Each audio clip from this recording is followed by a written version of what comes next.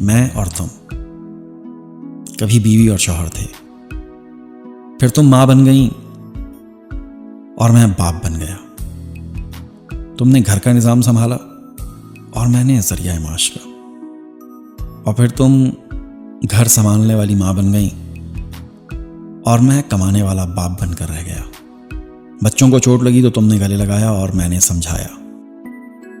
तुम मोहब्बत करने वाली माँ बन गई और मैं सिर्फ समझाने वाला बाप। बच्चों ने गलती की, तुम उनकी हिमायत करके अंडरस्टैंडिंग मम बन गई और मैं ना समझने वाला बाप।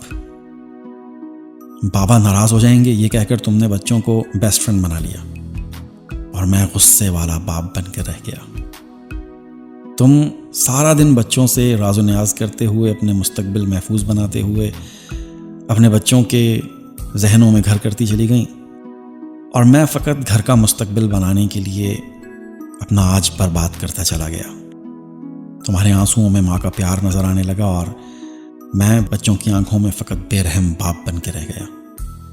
तुम चांद की चांदनी बनती चली गई और पता नहीं कब मैं सूरज की तरह आग उबलता बाप बन के रह गया।